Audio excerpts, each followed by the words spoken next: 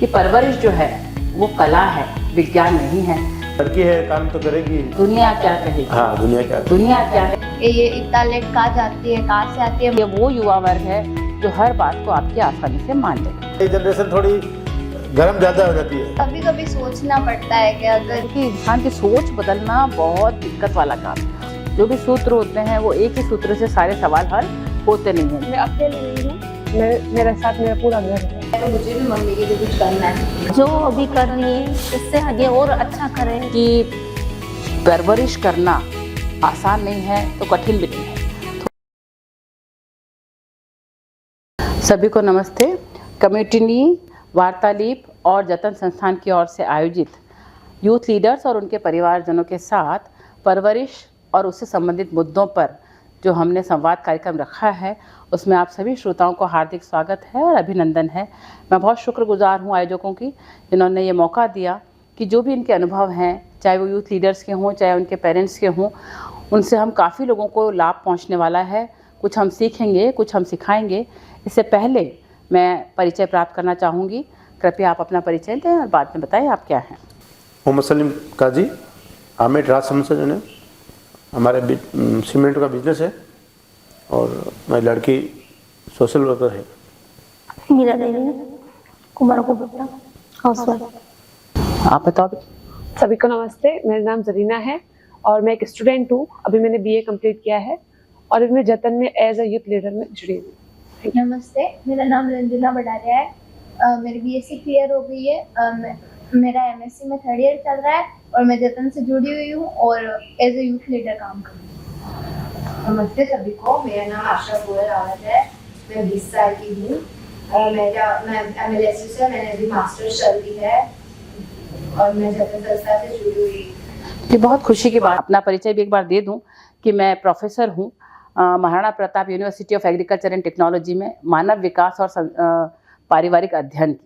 मेरा 35 वर्ष का अनुभव है और हमने इस पे बहुत काम किया परवरिश पे। और उसी बात के आधार पर मैं ये कहती हूँ कि परवरिश जो है वो कला है, विज्ञान नहीं है। कि हमने इतना प्रतिशत ये मिलाया, इतना प्रतिशत ये मिलाया तो सब बहुत अच्छा एक इंसान तैयार हो गया। परवरिश कला है। हम सब कलाकार हैं, जो भी माता पिता है वो सब कलाकार हैं। हम सबको अपना अपना कैनवास मिला है और हम रंग भरते रहते हैं। तो जो रंग भरते हैं वो अपने तरीके से भरते हैं और बचपन में हम बच्चों को अपने हिसाब से रंग भर देते हैं, अपने बच्चों को अपने हिसाब से ढाल देते हैं। लेकिन जब वो युवा हो जाते हैं, जब वो बड़े हो जाते हैं, जब उनकी खुद की समझ हो जाती है, तो देखिए अलग तरह की चुनौतियाँ वो भी देखते हैं अपने सामने और माता पिता के सामने भी आती है। हमने तो बड़े लाड प्यार से पाला बच्ची को। जब सोशल वर्क में आई तब लोग बहुत बातें बनाते हैं कि लड़की को ऐसे काम में क्यों डाल रहे हो, क्या कर रहे हो। हमने कहा लड़की है, काम तो करेगी। जब इसने एजुकेशन की है तो ये अगर सोशल वर्क में काम करना चाहती है, पब्लिक के साथ जुड़ना चाहती है तो अच्छी बात है। पब्लिक का भला करना चाहिए, इसलिए हमने भले के हिसाब से इसको। तो आपको लोगों का सामना तो करना पड़ा, क्योंकि मेरे ख्याल से सबसे ज्यादा जो दिक्कत आती है हम सभी को, जी है ना, वो डीके के क्या आती है, दुनिया क्या कहेगी। हाँ, दुनिया क्या कहेगी। तो सबसे बड़ा रोग क्या कहेंगे लोग, हम चाहकर भी अपने मन की बात नहीं कर पाते। बहुत अच्छी बात। तो फिर आपने उससे कैसे उबरे, कैसे आपने आप को समझाया? हमने तो हमारे हिसाब से सेटल किया, लेकिन लोग बागों की बातों को सुन के हमने इग्नोर किया इन बातों को। देखिए बहुत लड़की है, गांव में जा रही है, बहुत अच्छी बात। कल इसके पास जाएगी, क्या करेगी, लेकिन गांव से पूरा सपोर्ट इसको मिला। मैंने इसको वो इसके पापा की डेथ हो गई थी 7 साल में, 7 साल की जब से तड़े। फिर मैंने पढ़ाया, 12वीं तक पढ़ी है।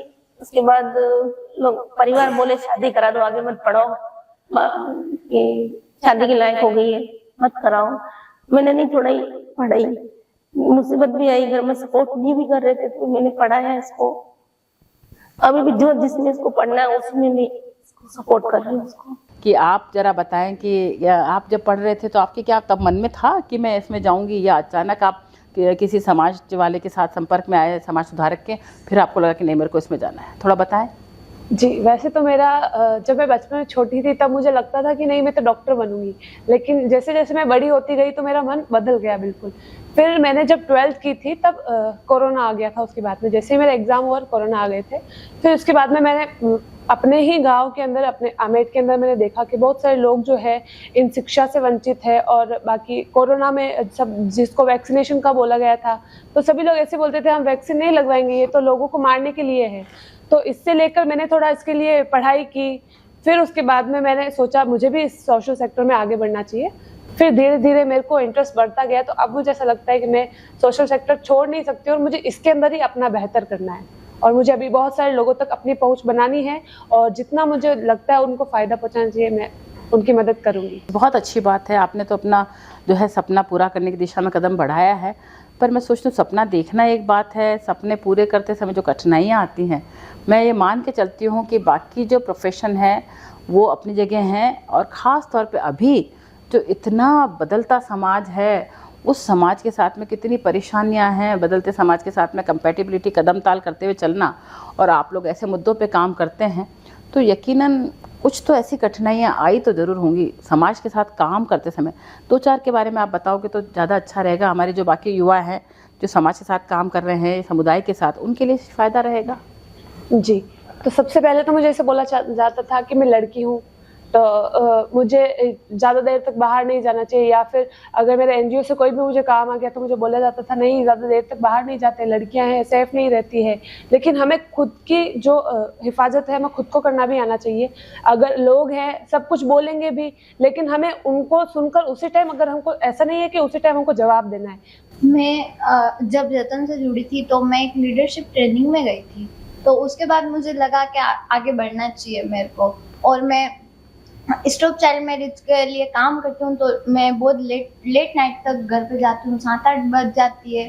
तो ऐसे मतलब है ना, मेरे घर पे मेरे मॉम डैड भी नहीं रहते हैं, मैं और मेरे भाई बहन दोनों साथ में रहते हैं। तो हम अंकल आंटी के साथ में रहते हैं। तो अंकल आंटी को लोग बोलते हैं कि ये इतना लेट कहाँ जाती है, कहाँ से आती है, मगर मेरे अंकल आंटी सपोर्टिव है। आप बताएं।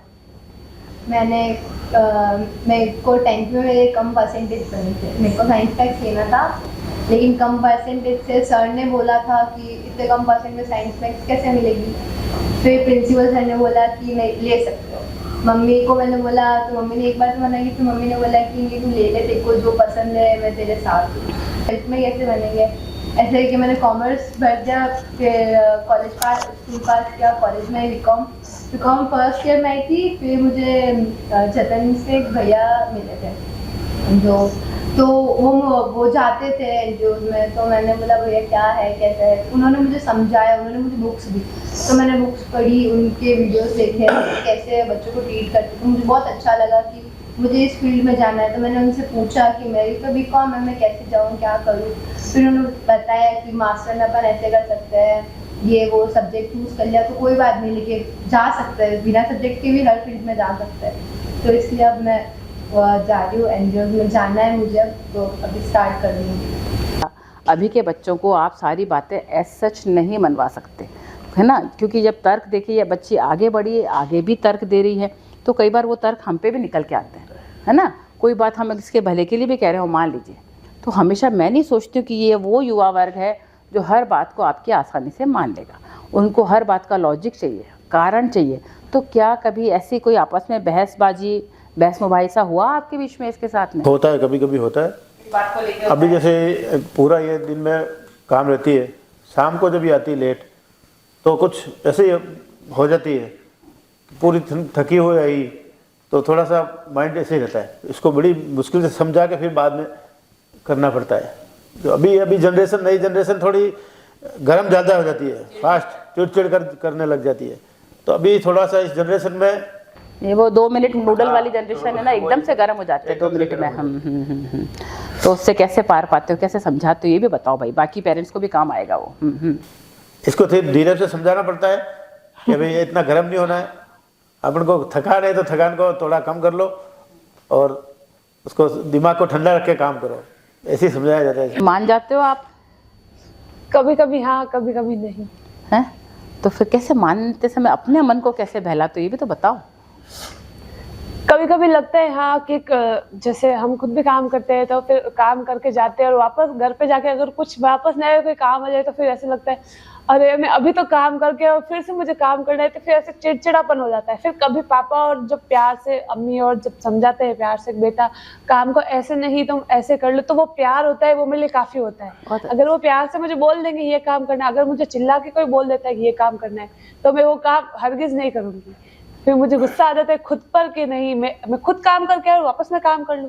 तब अब मुझे जब प्यार मिल जाता है तब मैं सारा वो काम बहुत अच्छा। तो मैं पारिवारिक अध्ययन की बात करूंगी, मैं संबंधों की बात करूंगी, क्योंकि ये जैसे अपने घर पे तो आप लड़ लेते हो बेटा, है ना, और समझा भी देते हो, कहीं एक डर आपके मन में रहता है कि भाई यहाँ तो चल जाएगा।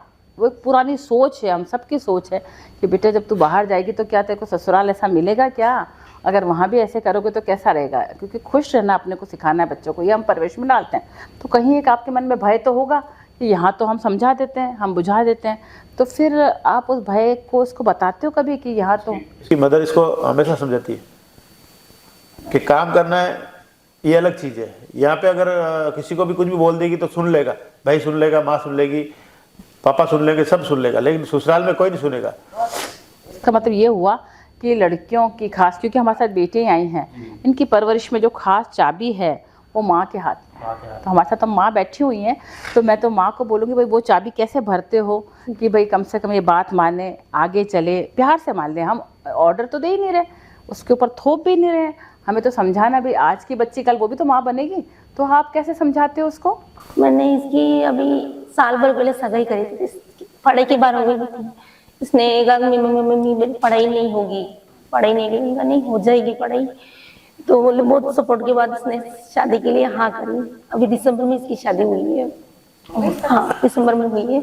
तो पढ़ाई के बारे में तो ससुराल से भी इसका पूरा सपोर्ट है, पढ़ाई के बारे में भी पूरा सपोर्ट है। और ये वहाँ का भी देख रही है, अभी यहाँ का भी देख रही है, जैसे अभी इधर भी आ रही है उधर भी जा रही है। मैं आपसे जानना चाहूँगी, आपको क्या लगता है कि बेटा पैसा, अगर मैं वो काम करती, मैथ्स में अगर आप करते तो वो भी आप भी प्रोफेसर और ये सब होते तो बहुत ही पैसा मिल जाता, तो कभी ऐसा लगता है कि इसमें उतना पैसा नहीं? पैसा एक बहुत मुद्दा है, पैसा सब कुछ नहीं है, बहुत कुछ है, ये एक अपने आप में चुनौती है, इसको महंगाई उसको डिस्कस ना भी करें हम तो पैसा तो वाकई में महत्व तो रखता ही है। कभी पैसे को लेकर मन में आया कि चुनौती की वहाँ जाती तो ये पैसा मिल जाता, यहाँ पे तो मुझे नहीं लगता इतना पैसा, कभी पैसे को लेकर बात आई मन में? नहीं, पैसों को लेके नहीं आई है, क्योंकि है ना मम्मी ने हमेशा बोला तेरे को जो करना है तू कर, और तो मैंने भी सोच रखा है। अभी तक मैंने कभी जॉब नहीं करी, मतलब पैसों की दिक्कत आई है लेकिन मम्मी ने संभाल लिया। तो मैंने यूँ सोच रखा है जिस काम में मुझे खुशी मिले मैं उस, भले ही मुझे पैसा कम मिला है लेकिन मेरे को उसी में ही जाना है। और मेरे को मतलब समझाया, मैंने देखा तो मुझे लगा कि मुझे इसमें खुशी मिल रही है।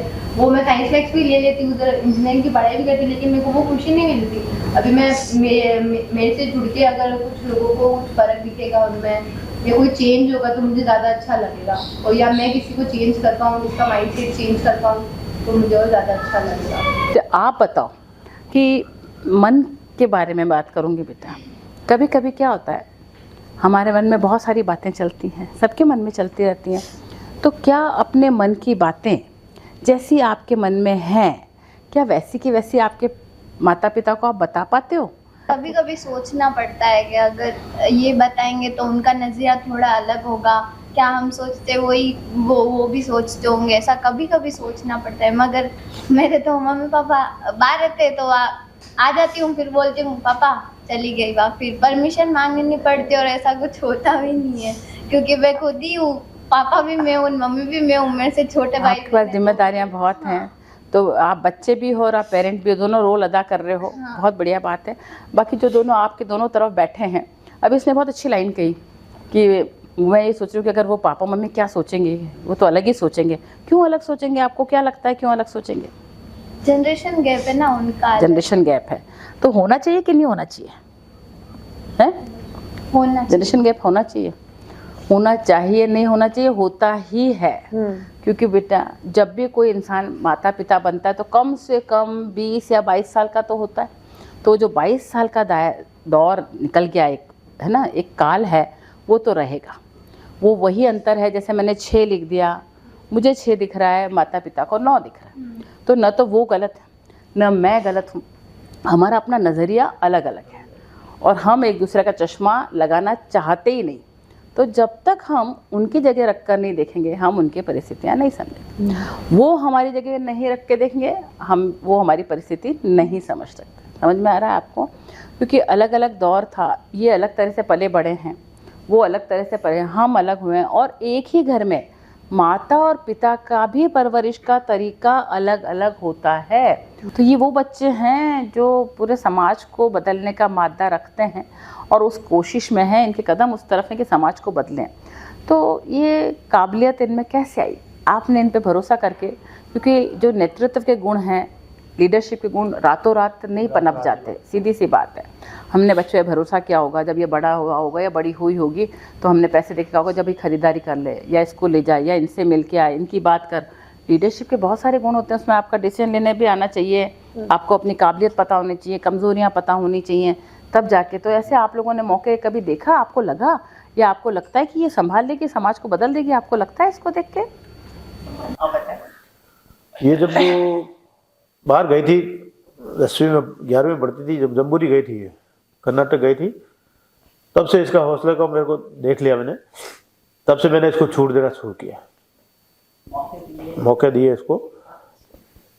स्कूल वालों ने भी आपको मौके दिए और आप आगे बढ़े, क्योंकि ये वो काबिलियत हैं जो आपको, क्षमताएं ऐसी हैं, जब आपको मौका मिलता है, कहीं प्रशिक्षण प्राप्त करते हो, तब आपकी और निखर के आती हैं। तो चीज़ें वही निखरेंगी जो वहाँ पर होंगी। इसकी काबिलियत उससे वो देखी, तब से इसको में कि मैं जाऊँ, मैं कर जाऊँ, कोई बात नहीं, वही निखर के आती है ना। जैसे मैं कहती हूँ ये बच्चे बड़ा करना वैसे ही तो है। वो जो मूर्तिकार है वो क्या करता है?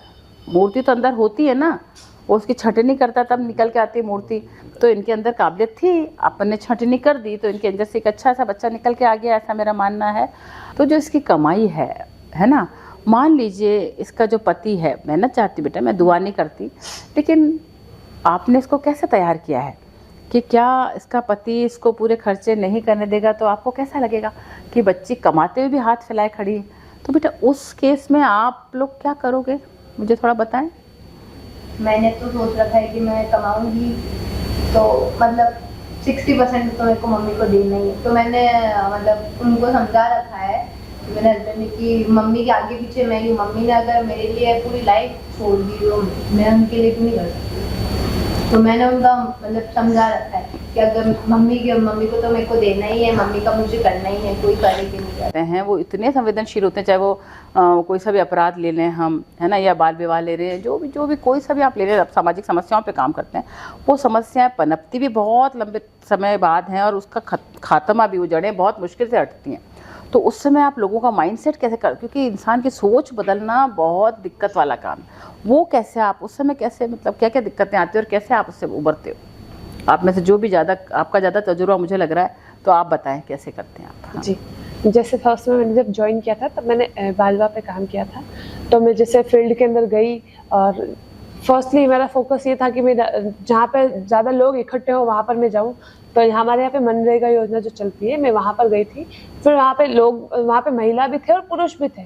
वहाँ पे हमने लोगों को समझाया। तो फिर वापस उनका क्वेश्चन आया कि अगर लड़कियाँ भाग जाएगी तो फिर क्या करोगे, अगर लड़के भाग जाएंगे तो फिर क्या करेंगे। इसलिए, और हमारे यहाँ पर तो आप जानते हो इतना कमाई का सोर्स भी नहीं है। तो बड़ी बहन अगर उसकी शादी हो रही है तो हम छोटी बहन की भी कर देते हैं। लेकिन उससे फिर उसके बाद में हमने उनको जब बताया कि नहीं, इससे कितने चेंज, मतलब लड़की की लाइफ में भी कितने बदलाव आते हैं और लड़कों की लाइफ में भी कितने बदलाव आते हैं।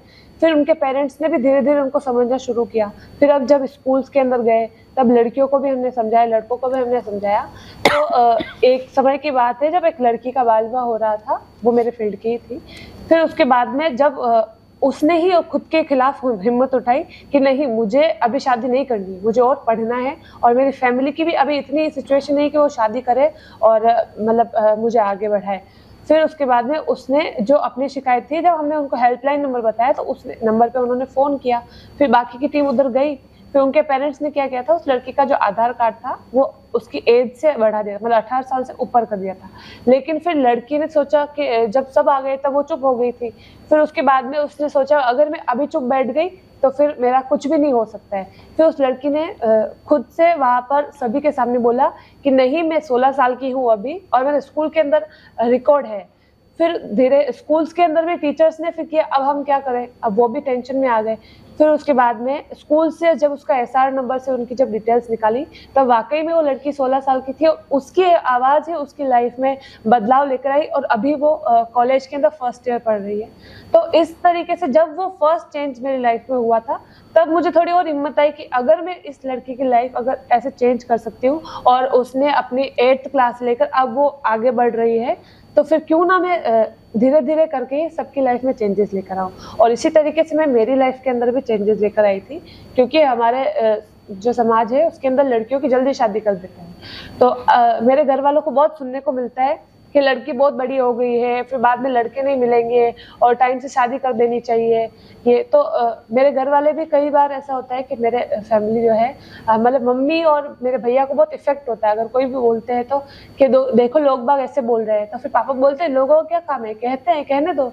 फिर उसके बाद में धीरे धीरे मैंने मम्मी को समझाया कि क्या अपने हमारे घर के अंदर बहुत सारी मुश्किलें आई थी। तब फिर मेरी मम्मी को और सबको बैठकर फिर मेरे सर ने एक कहानी सुनाई थी, जिसके अंदर ये होता है कि हमारे जो घर की जितनी परेशानियां हैं निपटना किसको है, हम सभी को।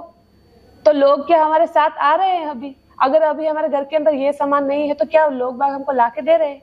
हमको सबको साथ में रहकर ही हमारे घर की जो परेशानी है हमको उसको सॉल्व करनी पड़ेगी। तो क्यों ना हम लोगों की बात जो है उसको नहीं सुन के हम खुद भी चेंजेस लेकर आए। तो एक दो बार ऐसे हुआ कि नहीं ऐसा नहीं, मतलब लोग बाग कहते हैं तो लोगों के साथ में ही रहना है अपन को, तो अपन को लोगों की बातें तो माननी पड़ेगी।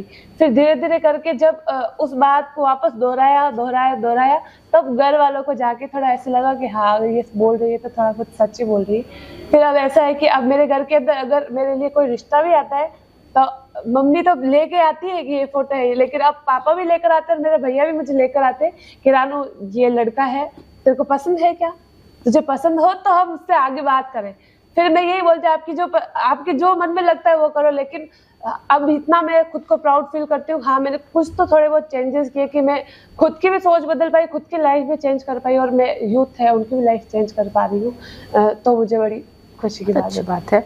तो ये तो इसने खुद ने बताया कि इसने बड़ी हिम्मत आ गई और ये आ गई। आपको क्या लगता है कि ये तो इसकी कोई जो इसमें नौकरी करने के बाद, एक तो मुझे अच्छी आदत बताओ कि इसमें ये पहले नहीं था, जैसे हिम्मत इसने बताई है। अच्छी बात तो बोलती है, बहुत अच्छा है, बहुत ज्यादा बोलती है। चेंज अच्छी बात नहीं, हंसने की बात। इसकी अच्छी बात तो यही है, लोगों के साथ पास जाती है तो हंसमुख चेहरे के हिसाब से सबको अपना बना लेती है। गर्व होता है, आपको गर्व होता है कि बच्ची में ये परिवर्तन आया। ये क्या कर रही है, कहाँ जा रही है। फिर बाद में जब अच्छा करती है तब उसको बोलते हैं नहीं बच्ची अच्छा कर रही है। अभी आपने इसको रेपुटेशन से जोड़ा। जब जो गांव वाले जो रिश्तेदार जो भी होते हैं वो कहते हैं कि क्या काम कर रही है, और जब जैसे कोई मीटिंग वगैरह में जाती है, जैसे थाने में जाती है, तो वो खुद प्राउड करते हैं कि बच्ची अच्छा कर रही है। वो दोनों तरफ से बोलते हैं। अब पब्लिक है, किस तरह से हमको बच्चों पे भरोसा रखना है, उनकी हिम्मत बढ़ानी है, उनके रुचि को हमको महत्व देना है, अपनी इच्छाओं को उन पर नहीं थोपना है, समाज को भी ध्यान में रखना है, साथ में हमारी बच्ची को भी ध्यान में रखना है। भाई बच्ची सही रहेगी, मैं तो कहती हूँ इंसान सही रहेगा, परिवार सही रहेगा तो समाज सही रहेगा, खुशहाल रहेगा, सीधी सी बात है। अब हम उसकी इच्छाओं को दमन कर दें। और बच्चियों के लिए मैं ये कहना चाहूँगी कि जो आप लोग जिस फील्ड में हो, आप लोगों ने जो चैलेंजेस को कैसे कैसे अपने अपने तरीके से उभरे हो उस चैलेंज से, और ये चैलेंज बिल्कुल वैसे ही हैं जैसे गणित के सूत्र होते हैं। तो जो वो लोग सुनने वाले हैं, कोई भी चीज़ जो भी सूत्र होते हैं वो एक ही सूत्र से सारे सवाल हल होते नहीं हैं। जब हम किसी जगह पे काम करते हैं, किसी समुदाय में काम करते हैं, तो हर एक ही समुदाय का चुनौती जो ज़रूरी नहीं है कि दूसरी जगह पे उतनी ही चुनौतियाँ हो, हर जगह की क्षेत्र विशेष चुनौतियाँ भी होती हैं। तो अपने समझ के हिसाब से और अपनी परिस्थितियों के हिसाब से, इनके दिए हुए सजेशन के आधार पर, अनुभवों के आधार पर आप तय करें कि आप कैसे उन मुद्दों से निपटेंगे जहाँ पर भी आप हैं, ताकि हम सही तरीके से एक समाज निर्माण में अपनी भागीदारी सुनिश्चित कर सकें। तो ये वो एक सूत्र से सारे सवाल हल होते नहीं हैं, अपने अपने सूत्र हम गढ़े हैं, लेकिन बेस ज़रूर हम आधार अनुभवों का रखें। परवरिश जो है उम्र के साथ बदलती रहती है। तो जैसे आपने इसको बचपन में पला बड़ा होगा तो पालन पोषण के तरीके उम्र के साथ बदलते भी चले जाते हैं। तो क्या वही रहे या आपने अलग अलग अपनी यात्रा, जो जीवन यात्रा इसके साथ में परवरिश की तो कहीं ना कहीं बदलाव रहा होगा। पहले आप बताइए कि क्या किया आपने बचपन में। लगी हुआ है, छोटे पढ़ाई करने जाते थे तो मैं खुद भी काम करने जाती थी, इसको स्कूल से आती हूँ, जाती हूँ, इसको मकान में बंद कर जाती थी कमरे में, शाम को वापिस आती है, फिर वापस 4 बजे आती हूँ, फिर उसको पढ़ाई के बारे में जैसे जैसे पढ़ी हुई, फिर खुद ट्यूशन जाना आना, उसको पढ़ाना, उसके बाद जैसे जैसे ये बड़ी हुई तो खुद समझना, उसके बाद में मैंने इसके ऊपर ही छोड़ दिया था। अच्छा, और ऐसा भी हुआ हो कि बचपन में आप उसको डांटते होंगे, तो जब मम्मी डांटती है तो मेरे को नहीं लगता कि आपकी उम्र के बच्चे को डांट खाना अच्छा लगता होगा। पढ़ाई के बारे में और कोई नहीं, पढ़ाई के बारे में डांटना। कैसा? क्या मतलब गलती पे तो पेरेंट्स डांटते हैं, बिना गलती के तो कोई फालतू में नहीं डांटता, और वो डांट रहे ना कोई तो वजह होगी जिसकी वजह से वो डांट रहे होंगे। तो मैं तो ये सोचती, पहले ये सोचती थी मम्मी डांटती तो मम्मी हमेशा मेरे पे गुस्सा करते रहते हैं, पूरे दिन में मैं बात ही नहीं करूंगी, लेकिन अब समझ में आया वो डांट रहे तो किसी ना किसी की वजह से डांट रहे होंगे। वो डांटते तो मैं मतलब जिस चीज की वजह से डांटते थे तो मैं उसमें थोड़ा सही करने की कोशिश करती हूँ, और मैं शांत से पहले भी चिल्लाती थी, तो अब मैं सुन लेती हूँ कि हाँ मेरी गलती है, जहाँ पे गलत नहीं वहाँ पे तो मैं बोलती हूँ मम्मी को कि मैं गलत हूँ, तो फिर मैं समझाती हूँ। आगे पीछे यही है ना, वो तो कि आगे ये करेगी तो मेरा भी सीखेगी। हाँ, कोई सारी बातें, बहुत सारी बातें आगे। और आपको, तुम्हें क्या लगता है, तुम्हें तो पापा मम्मी बाहर रहते हैं बेटा आपने, पर पापा मम्मी तो आप बाहर रहते हैं। नहीं, कॉल पे डांटते हैं ना। फोन पे डांटते हैं, तो फिर क्या लगता है डांट खाने के बाद बड़े?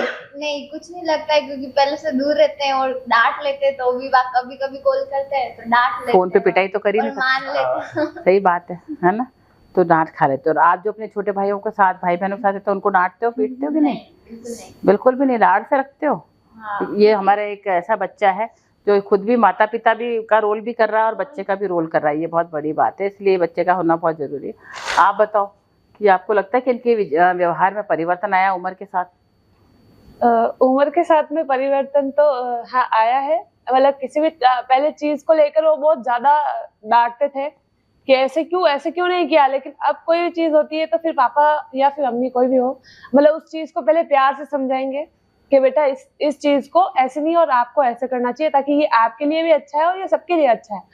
फिर कभी कभार ऐसा होता है कि पापा जब होता है कि मैं बहुत ज्यादा जिद्दी हो जाती है तो वो डांट देते हैं, तो फिर मेरी आंखों में से आंसू उसी टाइम निकल आते हैं। अम्मी डांट देते हैं तो कुछ नहीं होता है, लेकिन जैसे ही पापा डांटेंगे और पता नहीं अपने आप मशीन चालू हो जाती है और मैं मतलब खुद से रोने लग जाती है कि बस पापा ने कैसे मुझे डांट दिया।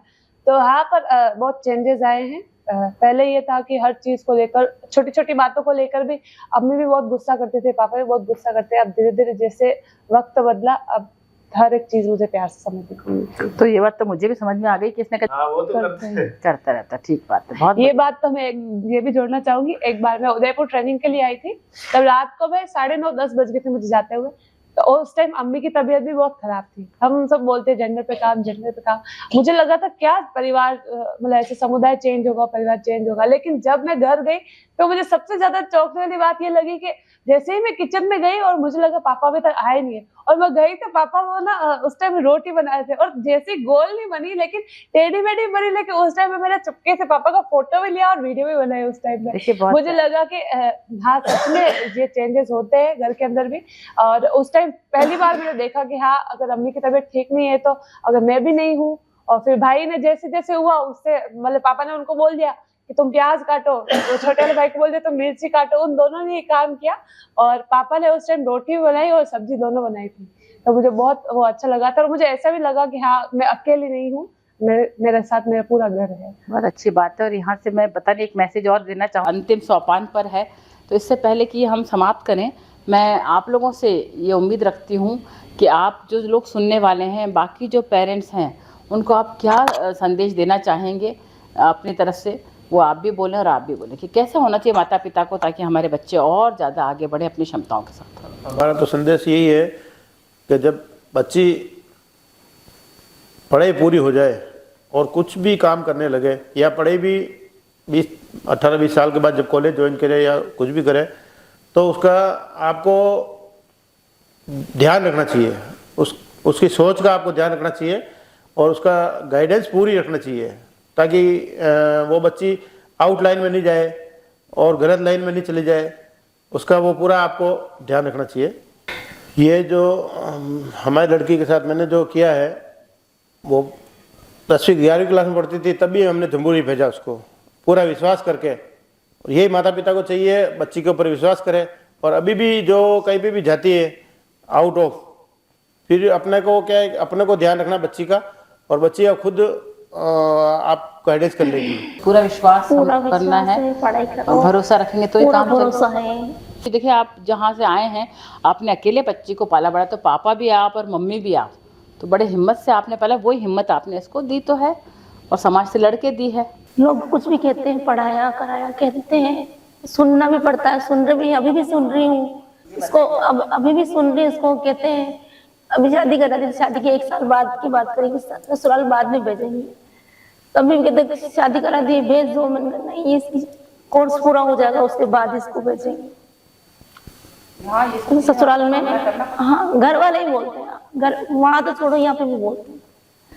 कहने वाले कहते रहते हैं, कहने वाले तो ये भी कहते हैं ये लड़की है, इसको इसकी शादी करते लड़के को गोद रख दो। मेरे लिए तो यही है, मेरे लिए तो यही है। तो मेरे ख्याल से जब पापा मम्मी को आप पे इतना कर रहे हो, तो कोई बात तो इनकी आपको सबसे अच्छी लगती होगी। बेटा, कौन सी बात मम्मी की सबसे अच्छी लगती है? एक शब्द में बताओ। और भी बता सकते हो, पर खास कौन सी चीज़ मम्मी की आपको बहुत अच्छी लगती है, जो आप अपनी लाइफ में भी, अपने में भी डालना चाहोगे कि मैं भी, मेरे में विकास ऐसी वो चीज़ आ जाए? मम्मी बिना रुके हमेशा काम करते हैं, भले बीमार हो लेकिन करते हैं। काम करना है, काम करते हैं, मतलब मेरे को कुछ चाहिए होता है तो वो हमेशा दिलाते हैं। मतलब मैं जो मांगती हूँ वो हमेशा आ जाता है। वो कभी किसी चीज़ के लिए मना नहीं करते मेरे को। इसको जो चाहिए, ऐसा नहीं बोलती तू अब कमाने लायक है तो तू कमा, तेरी पढ़ाई पूरी कर, तेरा जब तू हो जाए अच्छी तेरे हिसाब से, जब तू कर। मेरे को जहाँ लगाना मैं लगा दूंगी, तो तेरे पढ़ाई करनी तो कर। फैमिली में अभी शादी हुई तो सब बोलते कि जॉब कर ले। पहले भी बोल रहे थे, कॉलेज मैंने लिया तो सब बोल रहे थे जॉब करके मम्मी को पैसे दे दे, मम्मी के काम आएंगे। तो मम्मी ने सब बोलते हैं, मम्मी ने बोला कि देखो जो करना है तू कर। मैंने अभी भी जॉब नहीं कर रही हूँ, अभी भी सब बोल रहे कि शादी हो गई है जॉब कर ले। लेकिन यूँ है कि मम्मी सपोर्टिव, मम्मी ने बोला तेरे को करना है तू कर, नहीं करना तो कोई बात नहीं, मैं कर लूँगी तेरा भी।